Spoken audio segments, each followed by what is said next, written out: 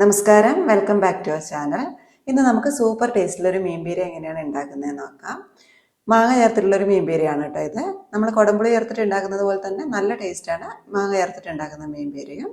അപ്പോൾ നമുക്ക് ഇതെങ്ങനെയാണ് ഉണ്ടാക്കുന്നതെന്നൊന്ന് കാണാം. അതിന് വേണ്ടിയിട്ട് ഞാനിവിടെ ഒരു 1/2 കിലോ മത്തി എടുത്തിട്ടുണ്ട്. ക്ലീൻ ചെയ്തതിന് ശേഷമാണ് 1/2 കിലോ എന്ന് പറഞ്ഞത്. മീഡിയം സൈസുള്ളതായതുകൊണ്ട് 2-3 കഷ്ണാക്കിയിട്ടൊന്ന് മുറിച്ചെടുക്കുന്നുണ്ട്. തീരെ ചെറുതാണെങ്കിൽ മുറിക്കേണ്ട ആവശ്യമൊന്നുമില്ല. ഇതിപ്പോൾ ഇത്രയും വലിപ്പമുള്ളതുകൊണ്ട് ഒന്ന് 3ആയിട്ടൊന്ന് മുറിച്ചെടുക്കുന്നു മാത്രം. ഇതുപോലെ മുറിച്ചെടുത്തിട്ടുണ്ട്. ഇനി ഇതിലേക്ക് കുറച്ച് സാധനങ്ങളൊന്ന് ഒതുക്കിയെടുക്കാനുണ്ട്. ഒരു കൈപ്പിടി ചെറിയുള്ളി എടുത്തിട്ടുണ്ട്.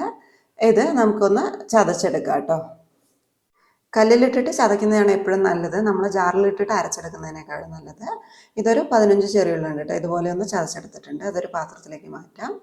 ഇതിൽ തന്നെ നമുക്ക് കുറച്ച് ഇഞ്ചിയും വെളുത്തുള്ളിയും പച്ചമുളകും കൂടി ഒന്ന് ചതച്ചെടുക്കാം. ഒരു ചെറിയ കഷ്ണം ഇഞ്ചി എടുത്തിട്ടുണ്ട്. അതുപോലെ തന്നെ ഒരു 6 അല്ലി വെളുത്തുള്ളി എടുത്തിട്ടുണ്ട്. പിന്നെ എരിവിന് പച്ചമുളകാണ് എടുത്തിട്ടുള്ളത്. പച്ചമുളകിന് പകരമായിട്ട് കാന്താരിമുളക് ഉണ്ടെങ്കിൽ അതായിരിക്കും ഏറ്റവും ബെസ്റ്റ്. ഞാനിപ്പോൾ പച്ചമുളകാണ് എടുത്തിട്ടുള്ളത്. 10 എടുത്തിട്ടുണ്ട് കേട്ടോ. എരിവ് നോക്കിയിട്ട്, മുളകിൻ്റെ എരിവ് നോക്കിയിട്ട് പാകത്തിനുള്ളത് എടുത്തോ. ഞാനിപ്പോൾ 10 എടുക്കുന്നത്. നല്ല എരിവുള്ള മുളകാണ്. ഇതിവിടെ ഇരിക്കട്ടെ. ഇനി ഇതിലേക്ക് തേങ്ങ ഇറങ്ങിയത് വേണം. മീൻപീരയ്ക്ക് എപ്പോഴും നന്നായിട്ട് തേങ്ങ ഇറങ്ങിയത് വേണം കേട്ടോ. ഞാനിവിടെ 1.5 കപ്പ് തേങ്ങ എടുക്കുന്നുണ്ട്. നല്ലോണം 2 കൈപ്പിടി തേങ്ങയുണ്ട്. നമ്മൾ ചിരകിയിരിക്കുന്നത് പല സൈസിലായിരിക്കുമല്ലോ, അപ്പോൾ അതൊന്ന് ചെറുതാക്കി നമുക്ക് ഒതുക്കിയെടുക്കാൻ വേണ്ടിയിട്ട് ജാറിലേക്ക് ഇട്ടിട്ടൊന്ന് പൾസ് ചെയ്തെടുക്കാം. ഇതിലേക്ക് അരപ്പ് വെളുത്ത് കിടക്കാതിരിക്കാൻ വേണ്ടിയിട്ട് 3/4 ടീസ്പൂൺ മഞ്ഞൾപ്പൊടിയും കൂടെ ചേർക്കുന്നുണ്ട്. രണ്ടും കൂടെ ചേർത്തിട്ട് ഇതേപോലെ ഒന്ന് ഒതുക്കിയെടുത്തിട്ടുണ്ട്. ഇപ്പോൾ എല്ലാ കാര്യങ്ങളും ആയിട്ടോ. ഇനി നമുക്കിതെല്ലാം കൂടെ ചട്ടിയിലേക്ക് ഇട്ടിട്ടൊന്ന് മിക്സ് ചെയ്തെടുക്കാം. മൺചട്ടിയിൽ പീര വെക്കുന്നതാണ് കേട്ടോ എപ്പോഴും നല്ലത്. അപ്പോൾ ഒരു ചട്ടി എടുത്തിട്ടുണ്ട്. അതിലേക്ക് ഒതുക്കി വെച്ചിരിക്കുന്ന ചെറിയുള്ളിയും വെളുത്തുള്ളിയും ഇഞ്ചിയും പച്ചമുളകും ഉണ്ടല്ലോ, അത് ആദ്യം ചേർത്ത് കൊടുക്കാം. പിന്നെ നമ്മൾ മഞ്ഞൾ കൂട്ടിയിട്ട് ഒതുക്കി വെച്ചിരിക്കുന്ന തേങ്ങ ഇട്ട് കൊടുക്കാം.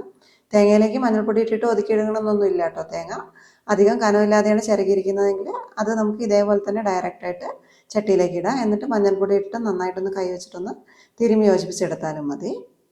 ഞാനിപ്പോൾ മഞ്ഞൾപ്പൊടി തേങ്ങയുടെ കൂടെ ഇട്ടൊന്ന് പൾസ് ചെയ്തെടുത്തിട്ടുണ്ട്. അത് ഇതിലേക്ക് ഇട്ട് കൊടുക്കുന്നുണ്ട്.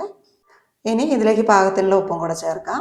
2 ടീസ്പൂൺ ഉപ്പ് ചേർക്കുന്നുണ്ട് കേട്ടോ. വേണമെന്നുണ്ടെങ്കിൽ ഇപ്പോൾ കുറച്ച് ചേർത്തിട്ട് പിന്നെ നോക്കിയിട്ട് വേണമെങ്കിൽ ചേർത്താൽ മതി. ഞാനിപ്പോൾ 2 ടീസ്പൂൺ ചേർക്കുകയാണ് കേട്ടോ. പിന്നെ മത്തിപ്പീര ആയതുകൊണ്ട് നമുക്ക് ഇതിലേക്ക് കുറച്ച് കുരുമുളക് പൊടിയും ഉലുവാപ്പൊടിയും കൂടെ ചേർത്തിട്ടുണ്ടെങ്കിൽ നന്നായിരിക്കും. അപ്പോൾ ഒരു 1/4 ടീസ്പൂൺ കുരുമുളക് പൊടിയും 1/4 ടീസ്പൂണിൻ്റെ പകുതി, അതായത് നല്ലോണം ഒരു നുള്ള ഉലുവാപ്പൊടിയും കൂടെ ചേർക്കുന്നുണ്ട്. ഇനി ഒരു തണ്ട് കറിവേപ്പിലയും കുറച്ച് പച്ചവെളിച്ചെണ്ണയും കൂടി ഒഴിക്കാം. പിന്നെ ഈ ഒരു മീൻപീര നമ്മൾ പച്ചമാങ്ങ ചേർത്തിട്ടാണ് ഉണ്ടാക്കുന്നതെന്ന് പറഞ്ഞു. പച്ചമാങ്ങയ്ക്ക് പകരമായിട്ട് വേണമെങ്കിൽ സാധാരണ നമ്മൾ കുടംപുളി ചേർത്തിട്ട് ഉണ്ടാക്കുന്നത് പോലെ തന്നെ അങ്ങനെയും ചെയ്യാം. പക്ഷേ ഇപ്പോൾ മാങ്ങ കിട്ടുന്ന സമയമായതുകൊണ്ട് നമുക്ക് ഇതുപോലെ പച്ചമാങ്ങ ചേർത്തിട്ടൊന്ന് ഉണ്ടാക്കാം. മാങ്ങേൻ്റെ തൊലി വേണമെങ്കിൽ ചെത്തിക്കളയാം കേട്ടോ, അല്ലെങ്കിൽ തൊലിയോടുകൂടി തന്നെ ഇടാം. ഞാനിപ്പോൾ തൊലി എത്തിയിട്ട് ഇതുപോലെ ചെറിയ കഷ്ണങ്ങളാക്കിയിട്ട് അങ്ങ് ഇട്ട് കൊടുക്കുകയാണ്. ഈ മാങ്ങ അത്യാവശ്യം നല്ല പുളിയുണ്ട് കേട്ടോ, അതുകൊണ്ട് മുഴുവനും എടുത്തിട്ടില്ല. 2 ഭാഗത്തു നിന്നുള്ള വലിയ പീസ് എടുത്തിട്ടുണ്ട്. സൈഡിൽ നിന്നുള്ള ചെറിയ 2 കഷ്ണം എടുത്തിട്ടില്ല കേട്ടോ. മാങ്ങ ചേർക്കുകയാണെങ്കിൽ മാങ്ങേൻ്റെ പുളി നോക്കിയിട്ട് നമുക്ക് ആവശ്യമുള്ളത് ചേർത്ത് കൊടുത്താൽ മതി. ഇനി മാങ്ങയ്ക്ക് പകരമായിട്ട് കുടംപുളിയാണ് എടുക്കുന്നതെങ്കിൽ ചെറിയൊരു കഷ്ണം കുടംപുളി ഒരു 1/2 ഗ്ലാസ് വെള്ളത്തിൽ ചൂടുവെള്ളത്തിലിട്ടിട്ടൊന്ന് കുതിർത്തി വെക്കുക. എന്നിട്ട് നമ്മൾ ഈ പീര വെക്കുന്ന ചട്ടിയിലേക്ക് ഒഴിച്ചിട്ട് ഇതിൻ്റെ കൂടെ ഇട്ടിട്ടങ്ങ് മിക്സ് ചെയ്തെടുത്താൽ മതി. ഇനി ഇതെല്ലാം കൂടെ നമുക്ക് കൈ വെച്ചിട്ടൊന്ന് നല്ലോണം ഒന്ന് തിരുമ്മി യോജിപ്പിച്ചെടുക്കാം. ഉപ്പൊക്കെ പാകത്തിന് ഉണ്ടോ എന്ന് നോക്കാം കേട്ടോ. ഇനി നമുക്കിതിലേക്ക് നമ്മൾ കഴുകി വൃത്തിയാക്കി ചെറിയ കഷ്ണങ്ങളാക്കിയിട്ട് മുറിച്ച് വെച്ചിരിക്കുന്ന മത്തിയും കൂടെ ഇട്ട് കൊടുക്കാം. എന്നിട്ട് വീണ്ടും ഒന്നും കൂടി ഒന്ന് മിക്സ് ചെയ്തെടുക്കാം.